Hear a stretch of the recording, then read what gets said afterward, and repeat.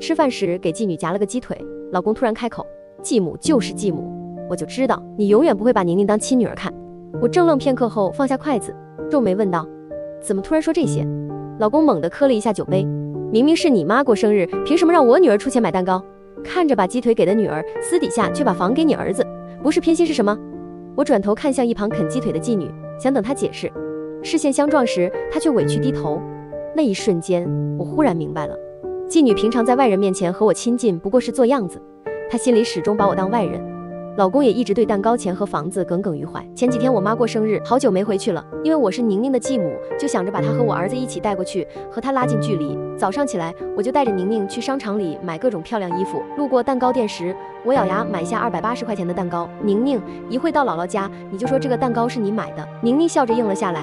等到了我妈家，我和儿子忙前忙后，把所有活都干完了。宁宁自始至终坐在沙发上，不管我妈怎么逗她，她都不抬下眼皮。吃完饭的时候，老公也下班赶了过来。宁宁捧着蛋糕来到了我妈面前：“姥姥祝你生日快乐，这是我拿压岁钱买的。”此话一出，我妈乐开了花，可老公却脸色一黑。趁着所有人切蛋糕时，老公把我拽到一旁，语气阴沉：“小鹿是哥哥，应该让着妹妹。”我没听懂老公的话，却还是应道：“这我知道。”老公见状更是生气地说：“你知道你还让宁宁花那么多钱买个破蛋糕，你们家别太欺负人。你给小鹿那么多零花钱，你让她买怎么了？”我被吼得愣在原地，刚想解释，就看见宁宁捧着蛋糕过来：“爸别生气，是我自己想买的，下次再让哥哥来买就好了。而且这些菜都是哥哥和妈妈忙活半天炒出来的，哥哥还用自己的零花钱给姥姥包了红包。”老公眼光湿润，嘴里还是忍不住嘀咕：“结婚之前说什么会把宁宁当亲生的看，我看就是说给别人听。”那顿饭局不是很愉快，儿子事后一直在安慰我，但这件事却一直落在我心里。过了段日子，我本以为这段事情过去了，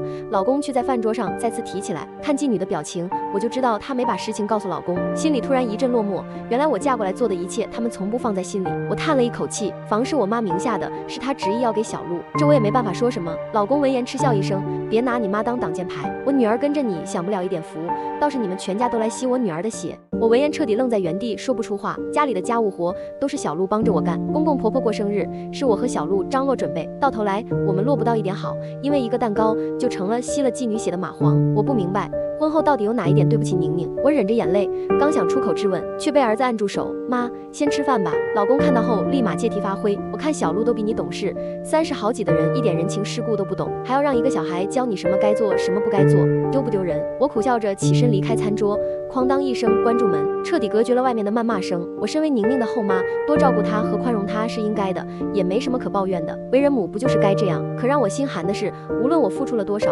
这家人永远看不到。吃完饭，老公就开始疯狂地发朋友圈。一个晚上，几乎所有亲戚都知道我苛待继女，把房子给了儿子，却让继女花300块钱买生日蛋糕。老公不仅发给了家族群，还发到了社交平台里，评论区下面全都是对我的谩骂，甚至还有人顺藤摸瓜找到了我的账号。手机不断传来提示声，我打开一看，全是陌生人的私信：“死女人，你这么对待你继女，你就不怕遭报应？小心你儿子替你尝了恶果。都是为人父母，为什么就不能对继女好一点呢？”心猛地被揪起，我捂住胸口，几乎要喘不过气。门外，老公正在和婆婆打电话，人家早就偷着把资产分配好了，宁宁一点好处没落着。我本来就指望不上她，说什么都没用。这样的人永远都是自私自利的，舍不得对孩子好。我把脸埋进枕头里，直到彻底听不见外面的谩骂声。自从嫁到这个家里来，我一直都在尽职尽责，扮演着好母亲的角色。我一个月工资3000，省吃俭用，带亲儿子买清仓处理的便宜货，却带继女去品牌店买牌子货。就算看到了自己喜欢的东西，也舍不得买，几乎把所有的支出都用在了这个家里。平常儿子和继女的家长会撞了，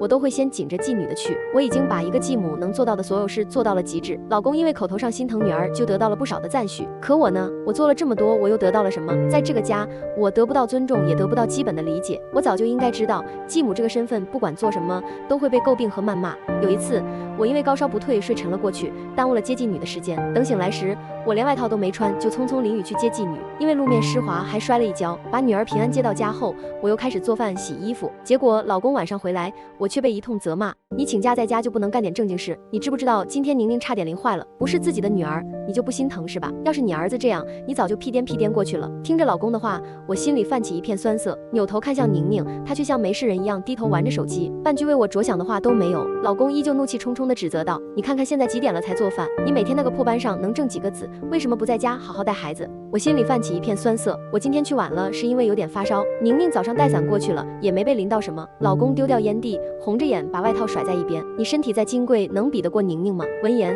我握着锅铲，半晌没再说话。宁宁抬头，漫不经心地瞥了我一眼，继续低头玩手。我心里总想着，既然成为后妈了，有些事情就该避讳一些。我从不以家长的口吻说教妓女，也不要求她在外人面前和我多亲近。我宁愿一直当一个默默照顾她的保姆。原来这点真情在他们眼里就这么不值钱。我叹了口气，又转身进了厨房。婚姻果然是一座能吃人的坟墓。我回过神来时，枕头早就湿了一片。门外，老公再次和婆婆提起了那套房和280块钱。我终于忍无可忍地拉开门，老公顿时怔愣在原地。你又发什么疯？我眼眶通红，声音也提高了道：我平常在家任劳任怨，洗衣服、做饭、买菜全都是我一个人的事情，这些你为我考虑过吗？宁宁不过就是说买了块蛋糕，你们一家人就这么揪着不放，更何况那块蛋糕是我花钱买的，现在钱包里还要店员给的小票，我每个月给宁宁1500生活费，剩下的全贴进这个家，你们谁替我想过？谁问过我够不够？老公张着嘴看我，不就是一块蛋糕吗？你至于这么吗？电话那头也传来婆婆的声音：小柳，你儿子都得了一套房子了，还不知足，为300块钱闹成这样，丢不丢人？终于在这一刻，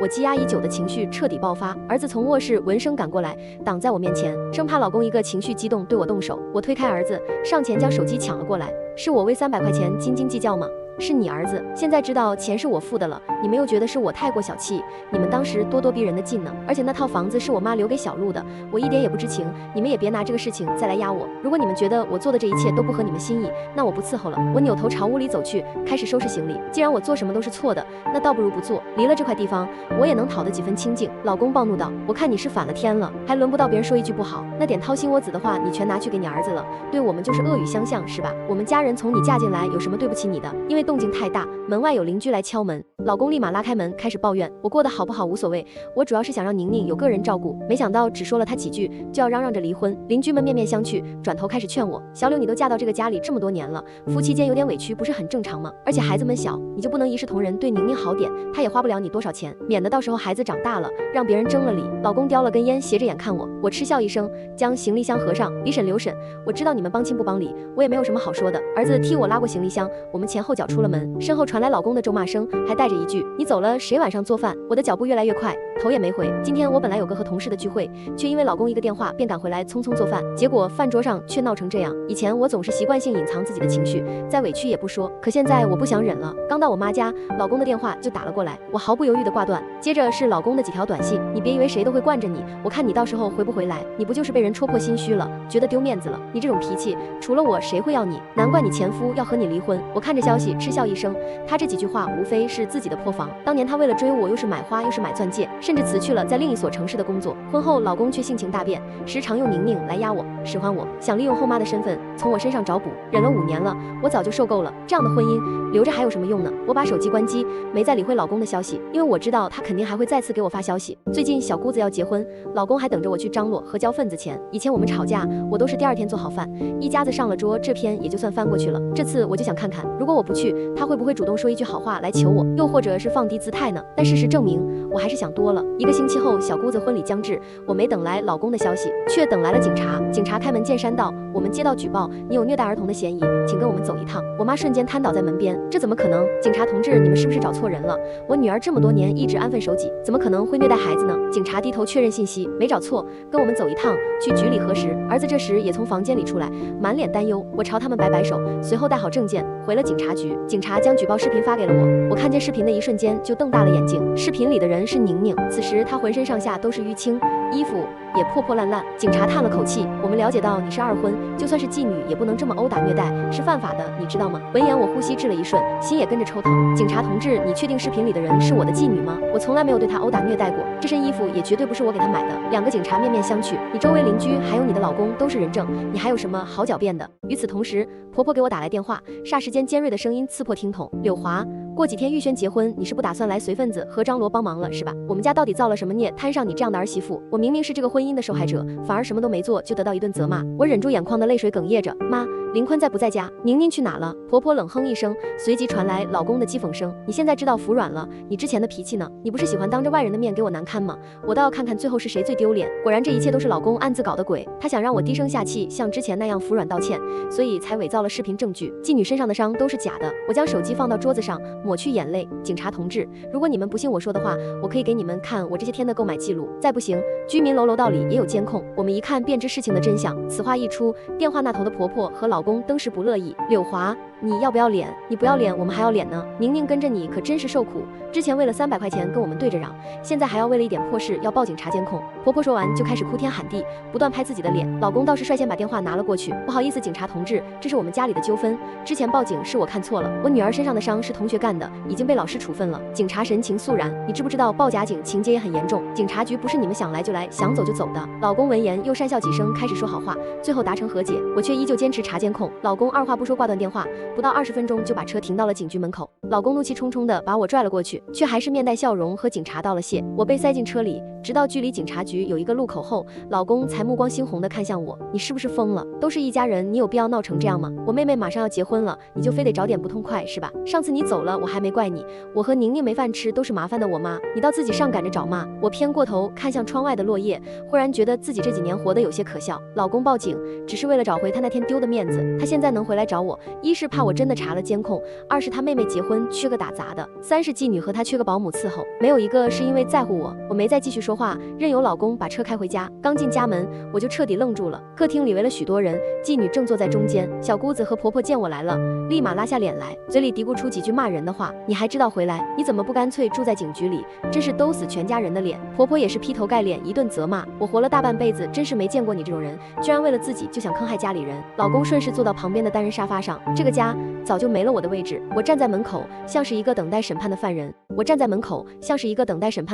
小姑子搂着宁宁，语气里满是心疼。哥，当时你离婚的时候我就说过，让宁宁来我这住，咱们怎么说也是一家人，肯定不会让宁宁受了委屈。说到这，小姑子掀起眼皮看了我一眼。当时小姑子想结婚，婆婆不满意，坚决不愿意出嫁妆钱。小姑子赌气和家里人闹别扭，是我接济的她，还自掏腰包给男方家里送了礼，又给小姑子买了几身好看的衣服。这里做的所有亲戚或多或少都接受过我的馈赠，如今却为了一层血缘关系开始抨击我。柳华，我们知道你上过大学读过书，可你也不能太傲气了吧？宁宁就算不是你的亲生女儿，你也不该这么刻薄。哼，我看那点书都读到狗肚子里去了。当时咱们林家进来个大学生媳妇，我就说肯定不好拿捏，没想到还真是这样。我自嘲地勾了勾嘴角，看吧，这些人的心就是石头做的，无论做什么，他们都觉得是你欠的，不仅要喝光你的血，还要踩着你的骨头拖骂几句。我看向坐在中间的你自己说，宁宁，你自己说，这些日子我亏待你了吗？妓女像是没想到我会突然这么问，她怔愣片刻后抬头看我。老公吐了口烟雾，暴怒道：说是归说是，你没事拿孩子撒什么气？我看平常就是惯得你，你这种女人就是欠抽。我没理会老公，又问了一遍，我亏待你了吗？妓女还是一言不发，向来喜欢当和事佬的公公坐不住了。小华啊，今天我们来也没别的意思，一来是想看看宁宁，二来是为玉轩结婚的事，你用不着这么剑拔弩张的。你妈是长辈，说你几句是应该的。前几天你让宁宁一个孩子花钱买了300块钱的蛋糕，是不是有点说不过去了？我们就是想看你一个认错的态度。我红着眼看向公公，爸，你说要态度？结婚这么多年，我跟你们红过脸吗？我嫁给老公这么多年，每天操劳，渐渐的我落下了腰伤，手上落了后茧。上大学的时候，同学夸我手好看秀气，可现在呢？老公站起身推了我一下，你别这么和我爸说话。我告诉你柳华，你别以为我真不敢和你离婚，要不是有宁宁，我早不知道打你多少回了。啪的一声，我扬起打在老公脸上，他一脸不可置信地看着我。客厅瞬间陷入诡异的安静，所有人都没有料到我会扇下这么一巴掌，毕竟结婚这么多年，我很少发脾气。半晌后，婆婆先站起来，她冲过来拽住我的头发，你这个二手货长胆子了是不是？敢打我儿子？是不是我们客客气气不对你动手，你就蹬鼻子上脸？我今天非得打死你这个婊子！婆婆是农村来的，骂起人来什么肮脏话都往外吐。我退开一步，忍无可忍地冲回妓女屋里，抱着一堆衣服走了出来。小姑子惊叫了一声，你发什么疯？我喘着气道，玉轩，你平常喜欢穿牌子货，你自己看看这些衣服是不是真的？小姑子扒拉看了2下，没做声。我拿出这些年所有的小票收据甩在桌子上，每一张小票上都写了对应衣服的价格，最便宜的也要200多。婆婆和老公对视一眼，脸色顿时变得铁青。其他亲戚看到小票道，柳华这不是挺舍得给孩子花钱吗？阿迪达斯平常我们都舍不得穿呢。婆婆抢先一步扑过来，将小票撕得粉碎。谁管你是不是牌子货？现在随便一个小地毯都有牌子货，你别在这跟我我们邀功，你以为我们家的人会吃这一套？小姑子摸了摸料子，沉默了一瞬，道：嫂子，我说实话，宁宁再怎么说是你女儿，都说了女儿要抚养，就算花钱多一点也没事吧？你这是什么意思？我们今天来就是想让你给我哥和宁宁道个歉，也不是为难你什么。不管我拿出什么证据，这家人永远都会有反驳理由等着我。我又走到我和老公的卧室里，从里面拿出来几套衣服，那些衣服看着料子很廉价，甚至有的地方都已经打上了补丁。这是我的衣服，平常大价钱的我都舍不得买，破了的舍不得扔，只能缝缝补补。我又从抽屉里掏出一堆药甩出来，这是我平常吃的药，大大小小就有5、6种。我不求你们能理解我的难处，也不求你们能帮衬我什么，我只求别往我身上泼脏水就行。还有我儿子那套房子，是我妈自己拿定主意给的，我不知情。这下客厅里彻底安静了，老公和婆婆气得脸色通红，小姑子抱着继女一言不发，亲戚们个个纷纷摇头。最后老公觉得自己丢了面子，上前把我的药一脚踢走。柳华，你少在这给我们卖惨，你们家当时彩礼要了那么多，现在要你补偿一点怎么了？我妈看在你是大学生，才想着彩礼不能太看不过去，你真把自己当块宝了。她目光猩红，额角爆出不少青筋，看起来十分生气。其实那点彩礼我们家只收了一半，剩下的一半原封不动给了回去，补贴我们家用。当时老公满眼爱意，说要给我全世界最好的，把我捧在手心上养。可这才过了几年，便把那些仅有的爱收回去了。我叹了口气，眼泪应声而落。我今天给你们看这些，不是想卖惨，我就是想为自己澄清证明，我没有你们想的那么不堪。这些年我扪心自问，一直在学会努力打理这个家。我自己亲儿子这么多年都没有一件名牌衣服，我这个当妈的看了也心疼。可一碗水我始终端不平，我宁愿把多的都分给宁宁。如果这些你们还不满意，那我究竟还要怎么做呢？最后一句话我几乎是泣不成声，后面的字尽数替换成哽咽声。我很少和别人提及我的委屈与不易，但这次我是真的觉得累了。老公在一旁抓着头发，重重地叹了一口气。见没人说话，继女起身哭着跪在我面前，她眼眶通红，可脸上的表情却十分木然。对不起阿姨，是我给您添麻烦了，我不配叫您妈妈。说完，她重重地磕下几个头。此时婆婆见状，立马放声大哭，造孽啊，真是造孽啊！也不知道我们上辈子是遭了什么罪，要碰上你这样的人。宁宁都这么听话了，你还想怎么样？你是要逼死我们啊？婆婆说完就要爬上窗台，非得我死了你才满意是吧？小姑子和老公起身拦着她，我低头看着继女，没有要把她扶起来的意思，我不过是想为自己征求一点理解。最后局面却又落到这个地步，这也是我嫁到这个家里最无奈最悲哀的地方，就是永远不能诉说自己的苦楚。小姑子旋身哭着将宁宁抱在怀里，嫂子，你的心是捂不热吗？你跟一个孩子计较什么？你就算能给我妈给我哥道个歉又能怎么样？老公大手一挥道，我算是彻底看清你了柳华，我当年真是看走了眼，被猪油蒙了心。等玉轩婚礼结束之后我们就去离婚。小姑子拽着我的胳膊，硬生生把我拉得弯了腰。嫂子，我求你了，你就道个歉吧。其他亲戚也纷纷劝说，柳华你别这么不懂人情世故，你妈都被你逼成什么样了，多说2句话又不会掉块肉。我就像一块案板上的活鱼，被无数人拿菜刀对着，他们都想让我服软，想让我像以前那样当做什么事都没发生。第2天照常起来照顾孩子，还要负责张罗小姑子的婚礼。可是人怎么可能是一直麻木的呢？看着小姑子的脸，我开口道，玉轩，你还不知道妈的财产都分给了你哥吧？此话一出，婆婆也不闹了，当时腿一软坐在了地上。你胡说什么呢？我抹干眼泪继续道，妈名下一共有2套房子，一套早就分给了你哥，还有老家平房的拆迁款也分了一半给他，另一半存在自己的存折里。都说嫁出去的姑娘泼出去的水，妈今天把你叫过来，也无非是想多个人闹闹，不然你以为妈是真的想让我给你张罗筹备婚礼来的？老公走过来一把推倒我，我看你真是疯了，都没有证据的事情你瞎说八道什么？婆婆也附和道，这个贱女人就是想挑拨离间，玉轩你可别听她的。我继续道，信不信可以去看看房本写的是谁的名字。玉轩，你现在这个老公是妈给你相亲来的，你知不知道你哥和妈想着让你未婚先孕，逼你把婚结了的。小姑子现在这个男朋友并不是她心仪对象，但是因为家里有钱，彩礼钱给的也多，婆婆就想生米煮成熟饭，想在安全措施上面动手脚。没想到小姑子前任出了轨，为了赌气，小姑子直接答应了，所以自然也就没动手。这家人为了能占一点便宜，得到一点利益，就不择手段。小姑子颤抖着起身，然后疯了一样扑到老公身上。她说的是不是真的？你们真打算那么做？你们还是不是人？老公被扑的往后踉跄几步，最后却不知如何解释。这一沉默直接彻底把小姑子惹毛了，她抄起桌子上的茶壶就要砸过去，却被老公抓住手腕。小姑子哭得撕心裂肺。我说为什么你们之前对我结婚的事情那么上心？原来早就做上了恶心的勾当。她头发凌乱，整个人跟疯魔了一样。婆婆把她拽起来，你给我起来！你现在这样像什么样子？反正不管怎么样，你必须给我结婚。那个贱人说的都是假的。小姑子仰头，直接在婆婆手上咬了一口，婆婆疼得喊了起来。老公上前去拉，居然没能扯动。剩下的亲戚见状，纷纷从震惊回神，开始拉架，现场顿时乱作一团。继女也早趁乱起来，见她起来后，我上前一步道：林宁，结婚这么多年，我从来没要求你叫过我妈妈，以前没有，以后也不会，就是可惜我的真心给错了人。妓女绞着一双手，不知道在想什么。我转身回房间，拿了最后一点行李要走，老公率先从人群里脱身，拽住我的手腕，你这是要去哪？我费力的将手抽出来，离婚协议书我会让人弄好，你签字就行。这房子是你的，我只带走我和小鹿的衣服，其余的我什么也不要了。老公皱眉，他从来没想到我会有一天和他提离婚，毕竟我从来都是逆来顺受，你非要把事情闹到不可收拾的地步吗？恰巧这时儿子从门外进来，他无视屋内的一派乱局，径直从我手里拿走了行李箱。老公立马搬救兵一样叫住儿子，小鹿你劝劝你妈，别让她闹脾气了，一家人总不能散，是不是？我低着头不再理会，儿子是体面人，在这个家里跟着我也受了不少委屈。他转身看着老公，声音坚定，我妈没做错什么，可你们却一直想打完她的脊梁骨，现在我妈下定了决心，我唯一能做的就是支持她。我倏地抬头，心里泛起一股酸涩，原来儿子早就什么都知道，只是为了维护这个家一直默默忍受。老公脸色铁青，最终没能说什么。回到我妈家之后，我删掉了所有亲戚，也退出了那个只有针对我的家族群。又过了几天，我调出楼道监控和购买记录一起发上了社交平台，原先对我谩骂的网友顿时倒戈。没想到那个男的这么能颠倒黑白，这不是害人吗？这种渣男活该倒霉一辈子。他女儿跟着他小年纪也开始不学好。视频发出没几天，我妈收到了我老公的电话，我妈板着脸把手机给了我，柳华，把视频删了吧，我现在工作已经受到了影响，有什么事你先回家，我们再好好谈，可以吗？也许之前有一些是我错了，可我也是为了这个家呀。我冷哼一声，林坤，你口口声声说为了这个家，可你除了责骂我还做过别的吗？这些话我早就不想再听，离婚协议书你趁早签好，我们都放过彼此。挂断电话后，我居然感受到了前所未有的舒畅。1个星期后，